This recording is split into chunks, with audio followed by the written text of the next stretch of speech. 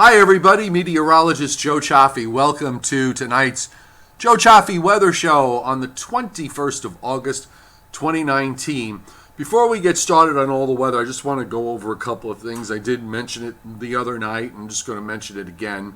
For those of you who are in my neck of the woods, particularly if you're in northern New Jersey or Long Island and on occasion in the lower Hudson Valley, I do the evening weathercasts on Fios 1 News. Verizon has decided to bring an end to Fios 1 News after 10 years, so we will be going off the air on November 15th. So that will be my last day doing television. And one of the things that I'm doing is these YouTube live streams. You see them from our studio. You can see the green screen behind me. This is an operation that it's amazing. The people that I work with are absolutely amazing, and they will all pretty much land on their feet, and that's a good thing. And I would just say this, and I'm not making this up. This is true, and those who know me know that I've spoken about this.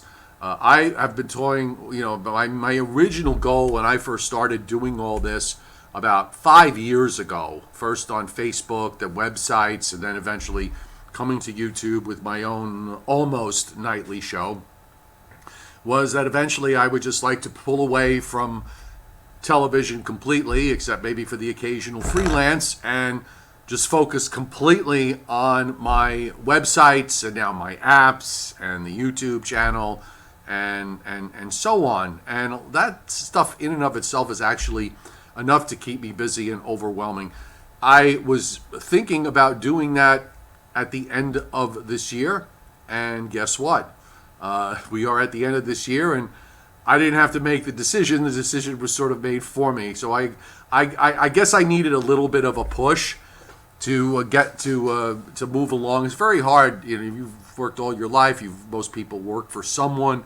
To suddenly decide to go out on your own, but I'm very, very confident of that. So when all this is done here on November 15th, you will be not seeing less of me. You will be seeing more of me. So I will be able to, it's sometimes I'm juggling balls all day long with regards to doing live streams and doing website stuff and Facebook and all the rest of it.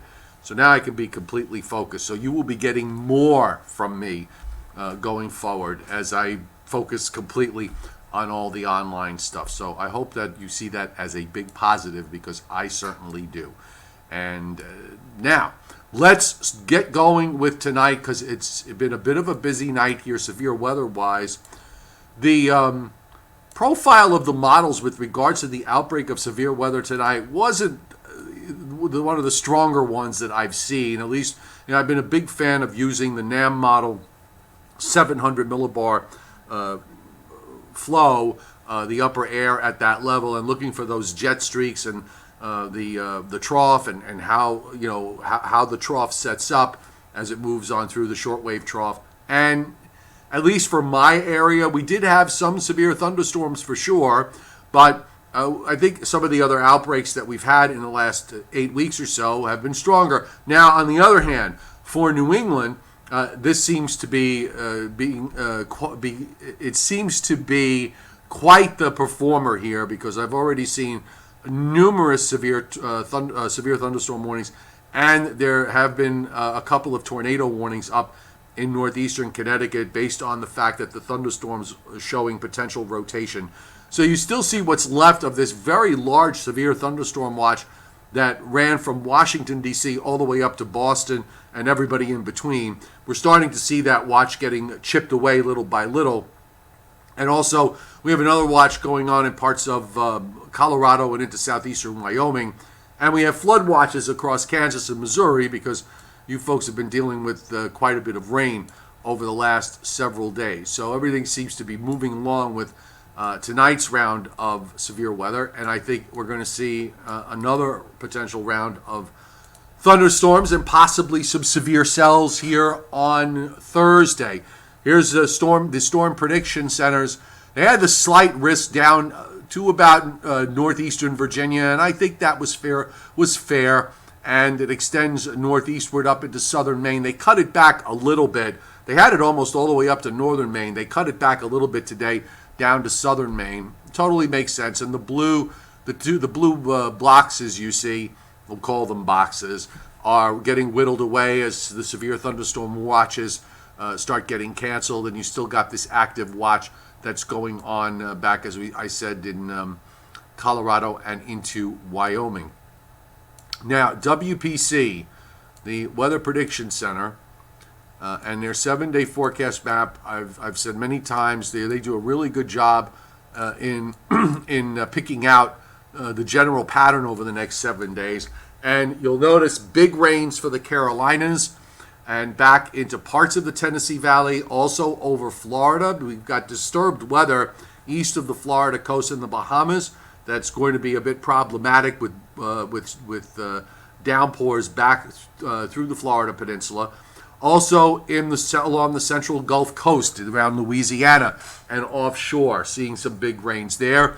Still seeing some hefty rains of 3 inches or more over the next 7 days from Kansas across Missouri, and also up in northern Minnesota and into parts of eastern South Dakota. The Northeast, over the next 7 days, with this big dry high building in, rainfall amounts generally under a half an inch, and in many cases even under a quarter of an inch.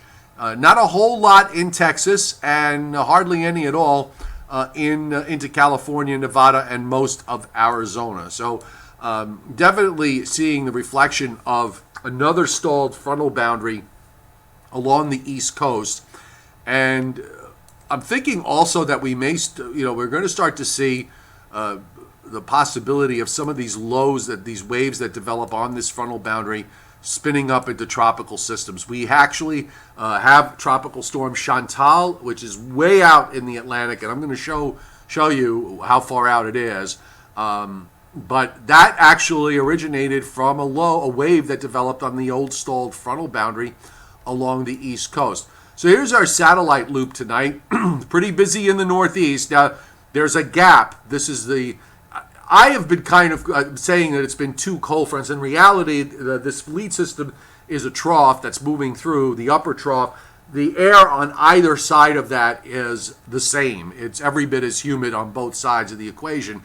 So we're really having to wait for the cold front that is setting up back through the Great Lakes and into the middle Mississippi Valley that's driving southeastward. That is the front that starts to come through the east late tomorrow and passes offshore early Friday.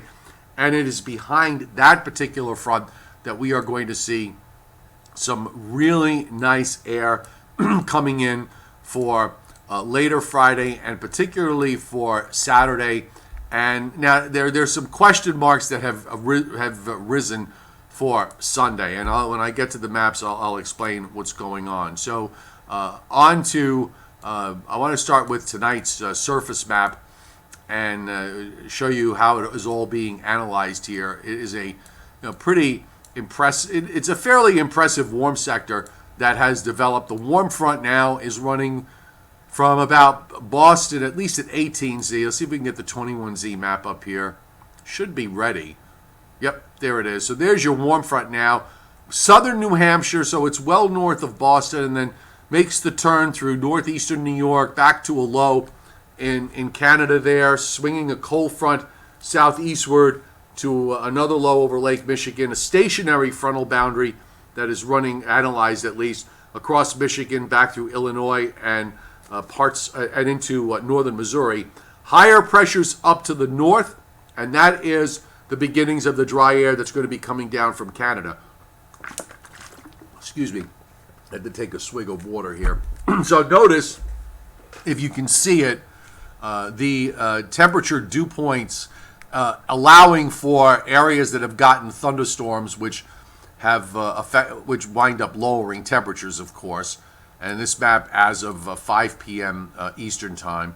But you'll notice that you've got temperatures 80s to some spots near 90, dew points in the 70s, and behind it, you've got pretty much the same thing. And temperatures in the 80s to near 90, and dew points up into the 70s. So we've got one more front for tomorrow, one more round of thunderstorms to deal with. And then on the other side, as we move up in through Wisconsin and head up into northern Minnesota, you're looking at dew points in the 40s and even some dew points in the low 40s. So this is a nice dry push of air that is headed southeastward.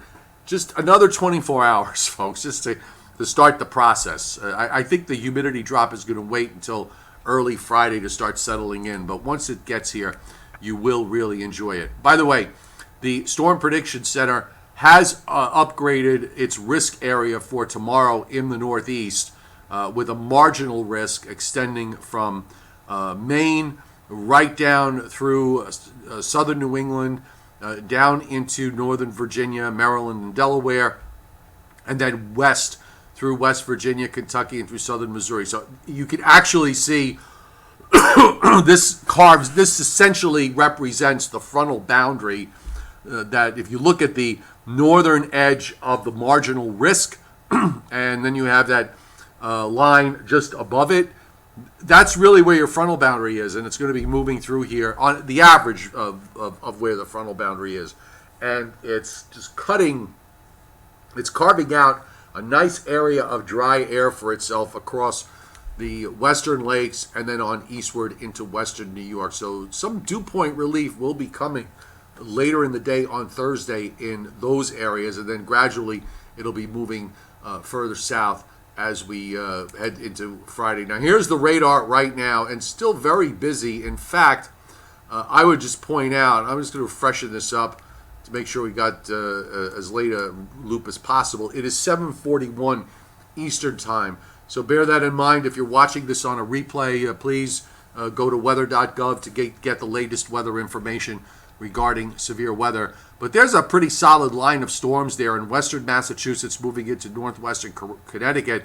And you've got this this cluster in northeastern Connecticut. That's where they had the tornado warning come out of. And it's actually thundering in my house. I just want to take a look. Just want to make sure, see if I got any local warnings up. And I don't know that there's, the thunderstorm warnings on Long Island have been few and far between, but we've actually had more thunderstorms. They just haven't exactly been severe, and right now they remain under that threshold. You also have some scattered cells now moving in central and south Jersey from Monmouth County southwestward down into Burlington and Ocean counties, and then some cells in and around just to the east of Baltimore moving into northern parts of Chesapeake Bay. Thunderstorms in central North Carolina down through the southeast, scattered right now over Florida, even though the satellite makes it look a lot worse than it is. And you got a typical late August day setting up here in terms of showers and storms throughout the Gulf states. Also moving further north in southern Missouri, northern Arkansas, and even in parts of northern Missouri back through Kansas, and some rain in parts of Wisconsin and northern Illinois that's showing up. And you're starting to see that other area of risk producing showers and storms up from central Wyoming, southward into Colorado, and then further south into New Mexico and in through parts of Texas. A little bit of rain activity going on also up in the Pacific Northwest. And we also have some rain up in Maine, some overrunning rain, and then some heavier downpours coming through in the southern part of the state. Now, here's the situation going forward. The one issue with regards to this weekend that's developed, and I guess I should have anticipated this to a degree, is the southern part of this trough. You've got this upper low that tonight is up north of Lake Superior. So it's a little hard to see, but there's a bit of an indentation in the flow in eastern Pennsylvania, southern New York, eastern Pennsylvania, down into northern Virginia. That's producing the thunderstorms for tonight.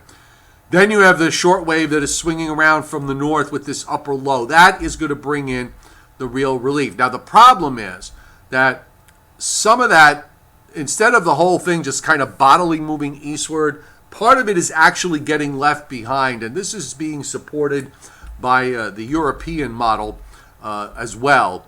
So it kind of makes sense, and I think it's also being impacted by a shortwave that's moving through Montana and Wyoming. I think that's kind of helping along and getting the bottom part of this trough to hang back a bit.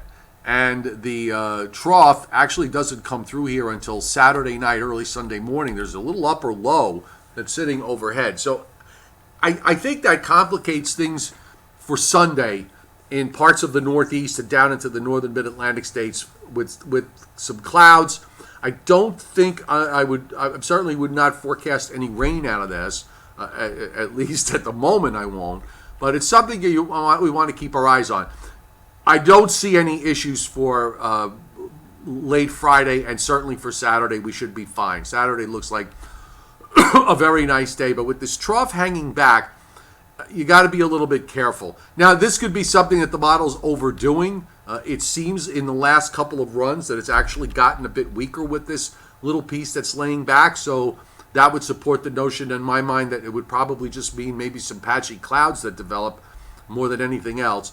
And then once that pulls out, with the ridge coming back in the east early next week, we're setting up for the next cold front. And you can already see there's a fairly deep shortwave trough coming into the western lakes down to about axis from about Minneapolis to St. Louis on Tuesday. It swings around. It's going to probably bring some kind of a cold front through here, although it doesn't look like it'll get too far to the south.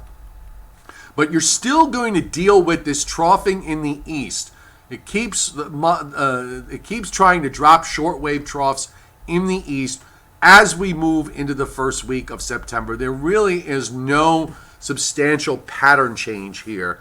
So in between fronts will warm up. The warm-ups should be relatively short, and we'll get some shots of cool and dry air behind each one of these fronts that moves on through. And in fact, in terms of the dry air, just show you the way the dew points are setting up. And I have to tell you, these last couple of days have been a bit tough. Although it was a little bit of minor relief my way yesterday. But showing you what's happening for tomorrow, it's pretty much the same story. Dew points are going to be in the mid to upper 60s, in some spots up near 70. Front comes through with some storms, and then we start to see these dew points dropping into the 50s during the day on Friday, and those 50 dew points get down into northern Virginia Friday night and even make it down into southern Virginia by Saturday afternoon. So this is a pretty decent shot of dry air, and we're going to hold those relatively low dew points right into Monday. In fact, there's a little bit of a reinforcement of the dry air, those dew points dropping down in the upper 40s here Sunday night into Monday morning. That'll be nice. And then after that, as the next frontal system makes its approach, you're going to start to see those dew points come up through the middle part of next week. And then late next week, another cold front comes by, and then we're going to go into the Labor Day holiday weekend, where timing is going to mean everything. But there is going to be some drier air. If these fronts time correctly, there is going to be a lowering of humidity as we go through the Labor Day holiday weekend. It'll be all about timing. So I'm liking the idea of this pattern that we've been in spite of the fact that we have seen some model runs from time to time do some odd things with suddenly you've got a ridge in the east scenario. Prove it to me. The trend is your friend. It's hard to really justify any kind of pattern change here, given what's going on. It's going to take something. This pattern's been pretty stubborn since mid-June. So there's nothing out there that really changes my mind. Now, going on the surface map, we've got the GFS with the radar.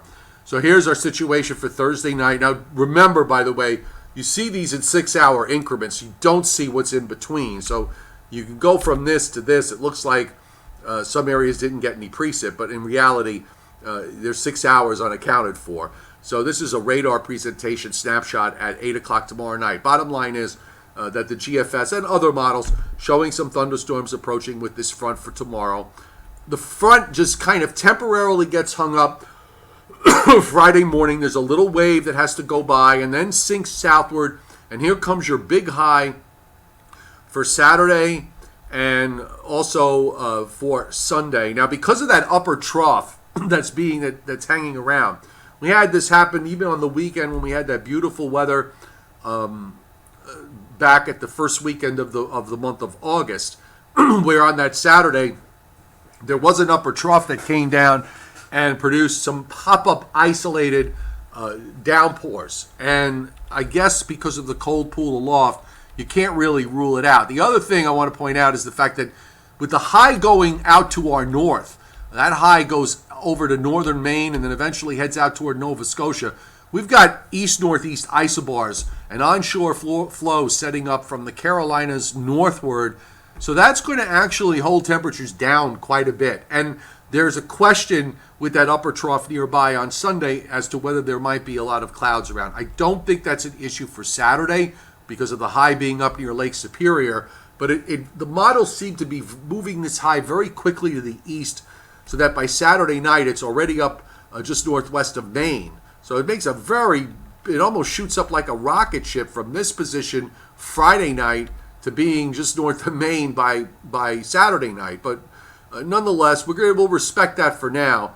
The other thing I would pay attention to is this cold front for Thursday night is going to stall out off the Carolina coast down to about Florida. And this is, again, we are in a position where we might see waves of low pressure developing on it. The GFS and the European, to a certain extent, showing this. And now, of course, with the waters so very warm there, the possibility exists that you could get one of these lows to spin up into a tropical depression or a tropical storm.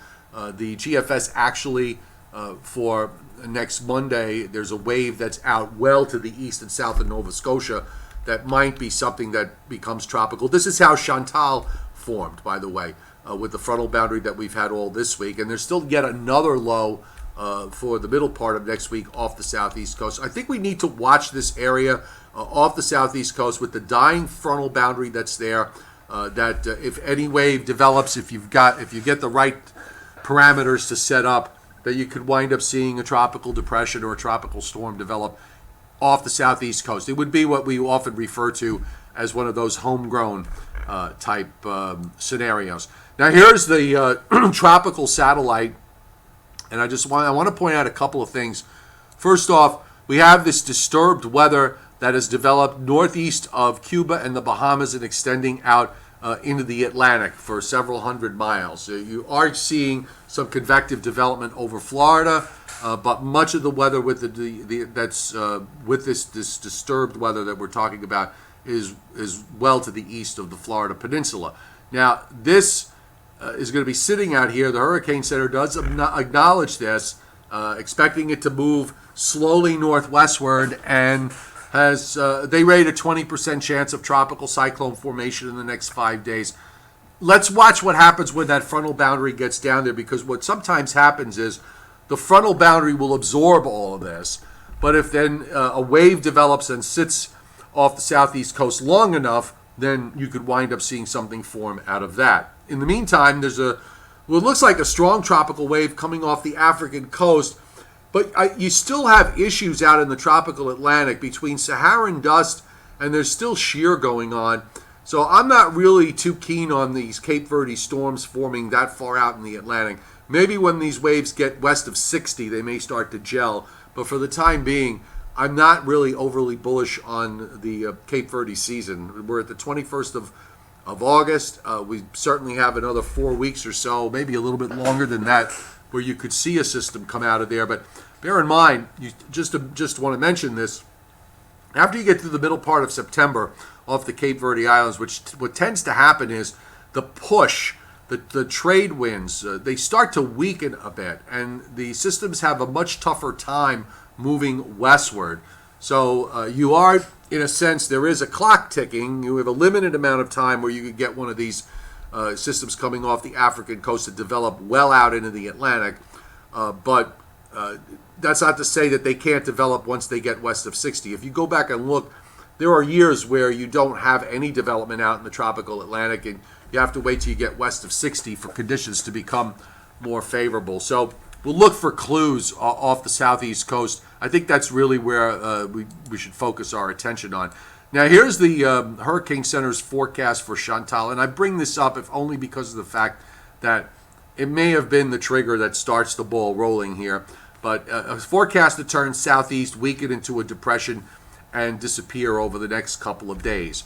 But when you look at it on the satellite, and you can access this, by the way, if you go to the GOES website, the GOES 16 website, and just go to current storms, that's Chantal, okay? It is very small and extremely unimpressive.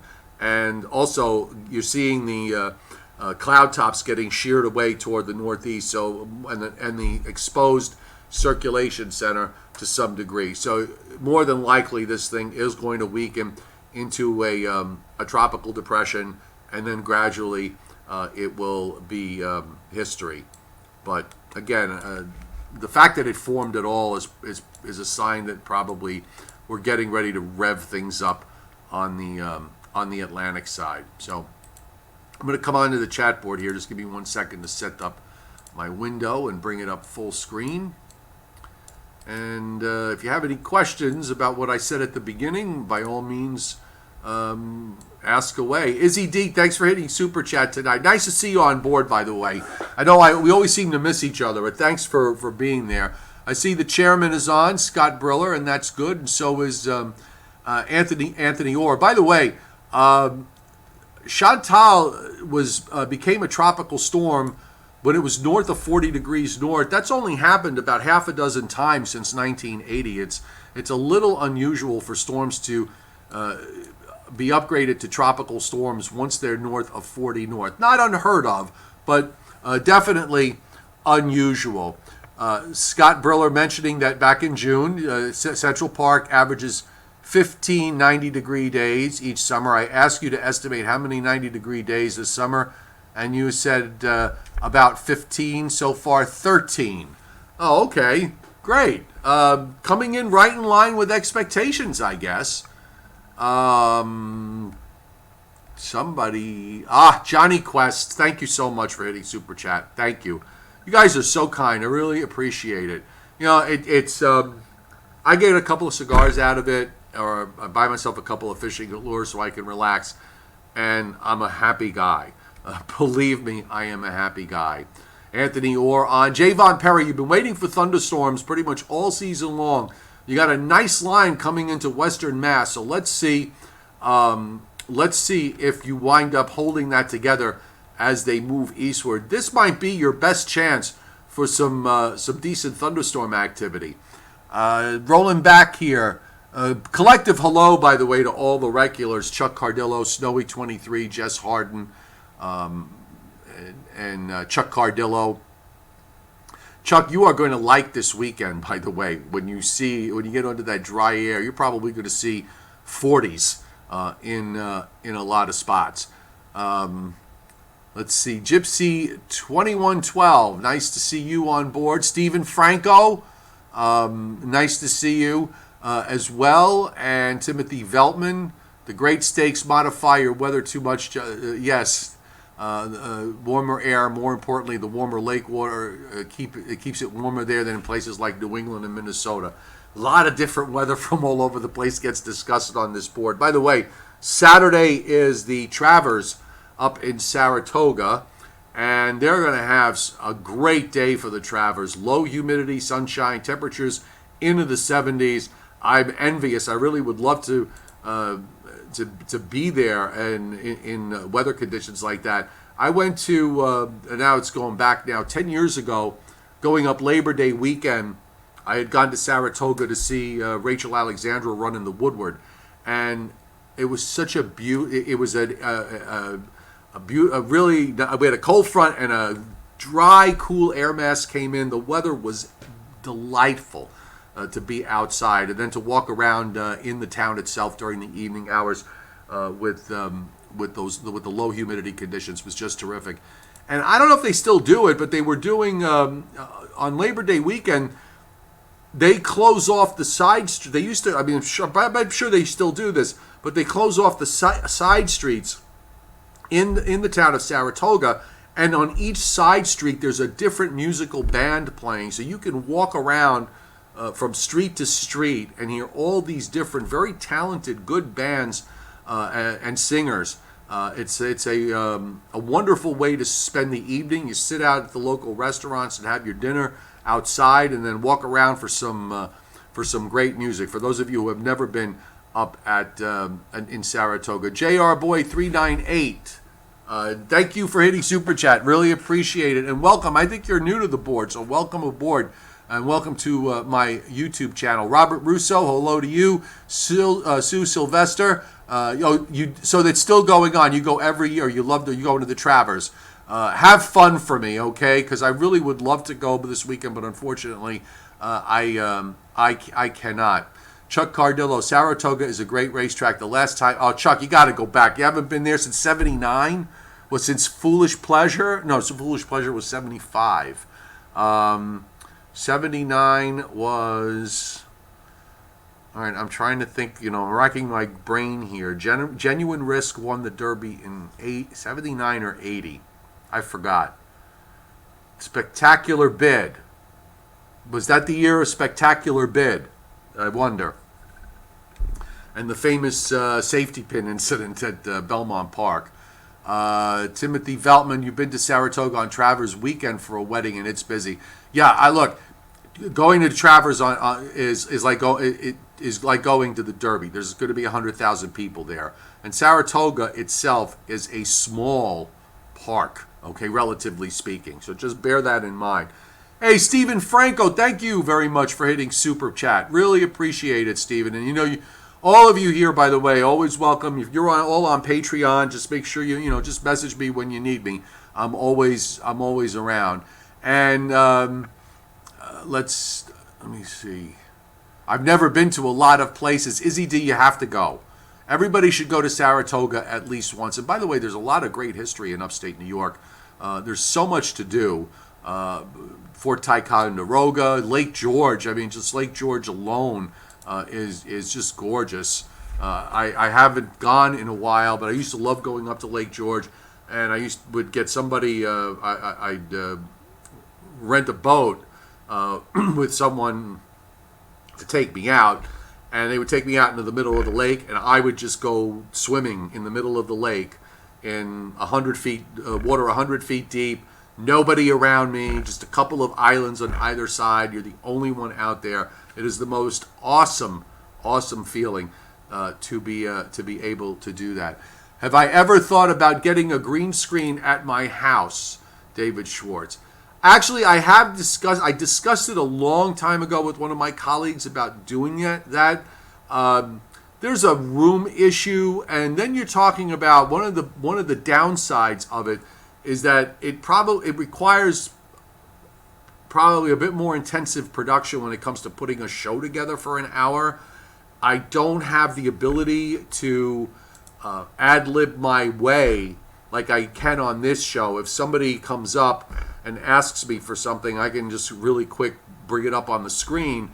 But if I do it on a green screen, I would have to probably pre-produce a lot of the graphics. It would leave me a lot less room for maneuverability. I kind of like the idea of being able to switch up maps on the fly, or suddenly think up something that I want to show you and bringing it up. But I never take anything off the table. Mike Akulian, I was 12 in 1975, which means you were born in 63, so you're 4 years younger than me, putting you at 56. My grandfather took me to Saratoga. I'm originally from Albany. I was stationed in Plattsburgh. I live in the Florida Keys. I went to Lake George, Ballston Lake, unfortunately, and unfortunately I'm in Albany. Albany's had a bit of a rebound, especially in and around Troy. They've got all these craft beer places there now, and some very good restaurants. It's become the hip place to go to. All right, Justin Ernsberger saying, everyone ready for this hot weather to be over in Ohio. Direct Weather says we have an Arctic cold blast coming. Okay, stop. All right. There's no such thing as an Arctic cold blast in the month of August. All right, so let's make this clear. If direct weather is using the phrase Arctic blast, they're doing it to generate clicks. That is really a ridiculous phrase to use this time of year. It's a nice shot of dry, relatively cool air coming down from Canada. That is all it is, okay? Just want to clarify that. Because when we had that air mass come down in early August, I saw the same thing. Arctic blast and all the rest of it. Just stop it. Let's stop. Okay? They talk and forecast the weather, but even they don't know what it will do outside, says Justin to Timothy. Okay, gotcha. But really, you can't use the phrase Arctic blast this time of year. You really can't even use it in November. Once you get into December, when you start to see these cold air masses from Canada that are really producing some really low temperatures, yeah, that matches, okay? But if you're going to tell me that lows near 50 or in the 50s or some 40s this time of year is equivalent to an Arctic blast, no. Snowy 23 back in the mid-1990s got down to 39. Does happen every once in a while. In fact, in upstate New York, probably in the elevations, Chuck, you might see temperatures certainly down in the 40s this weekend. If not Friday night, sir, I would think Saturday night. Unless clouds get in the way. That's the only thing that might keep temperatures from dropping too low. If we start to get some clouds because of that upper trough swinging in and the onshore flow. If we don't get any library talks, maybe we could rent out a hall and see you live as a unique experience. Scott, it's very kind of you to say. It's this time we're in the summer, so when we get into the fall and everybody's back to school and the libraries are starting to look for programs, who knows? I might hear from some of them again. And by the way, any of you can if you want to be proactive. If you're in the areas if you're in northern New Jersey, if you're in the lower Hudson Valley, New York City, Long Island, even into southwestern Connecticut, if you would like me to come out to your local library to give one of my weather talks, go to your local library, tell them I'm available, and have them contact me, and we'll see if we can set something up. David, your local library is still under renovation. So when they reopen in 2020, let them know. All right, going to wrap it up here. Thanks very much for being here tonight. Really appreciate it. We are going to be probably on a similar schedule tomorrow. Of course, it's going to be dependent on any severe weather that occurs tomorrow evening that might delay the live stream. I'm going to shoot for 7 or 7:30. So just watch for the schedule. Patreon members, you'll get your heads up post a couple of hours in advance. And by the way, once the notification goes out, the chat board is open, so you can jump on the chat a couple of hours before. I jump in and out of it because I've got other things to do. Tomorrow's my slightly busier day here at FiOS 1 News. So I might not be on as much as on other days. But nonetheless, if you are...